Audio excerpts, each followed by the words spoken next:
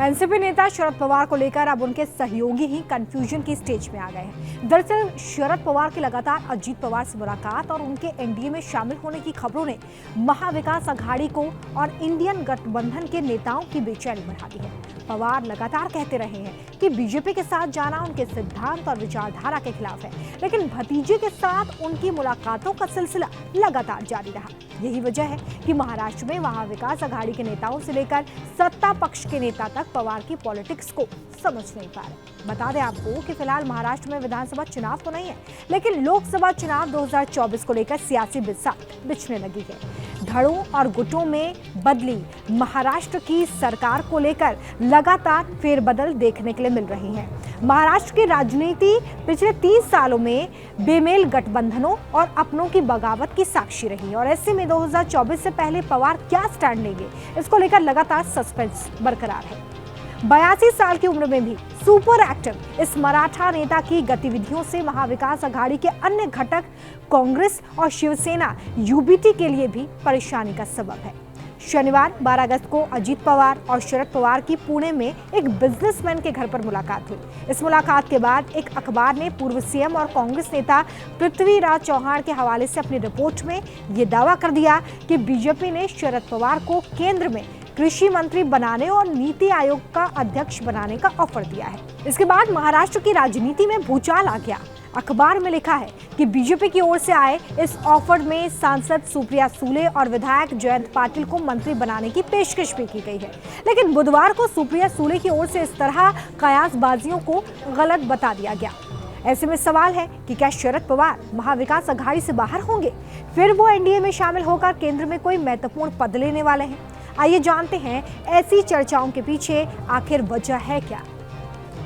12 अगस्त को अजीत पवार के चाचा शरद पवार से तीसरी बार मुलाकात करने पहुंचे। इस मुलाकात के बाद ही कांग्रेस और शिवसेना के नेताओं के नाराजगी वाले बयान आना शुरू हो गए थे।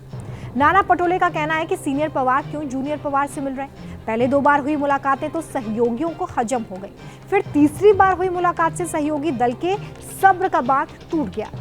पहली बार की मुलाकात को एक पारिवारिक मुलाकात माना गया था। कहा जा रहा था कि शरद पवार की पत्नी के हाथ में कुछ चोट लगी थी और अजीत पवार उनका हालचाल जानने के लिए पहुंचे थे। दरअसल अजीत पवार बचपन से ही अपनी चाची के चहेते रहे हैं और इसलिए यह मुलाकात हजम हो गई थी। दूसरी बैठक पर भी बवाल नहीं हुआ, क्योंकि वहां पर वसंत दादा शुगर इंस्टीट्यूट पुणे में एक प्रशासनिक बैठक थी।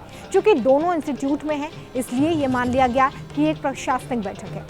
लेकिन ये तीसरी बैठक पुणे में एक बड़े उद्योगपति के घर पर थी और इसलिए धुआं उठना स्वाभाविक था। महाराष्ट्र एनसीपी के अध्यक्ष जयंत पाटिल और अजीत पवार भी पहुंचे थे और तीनों के बीच में बारी बारी बैठक होती है। बाद में दोनों पवार कहते हैं कि अपने परिवार से मिलने में गलत क्या है।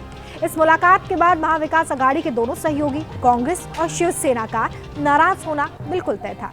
बताया जाता है कि महाराष्ट्र कांग्रेस के अध्यक्ष नाना पटोले संडे को उद्धव ठाकरे और संजय राउत से मिले। चर्चा है कि उद्धव इस मुद्दे पर राहुल गांधी से मिलने वाले हैं।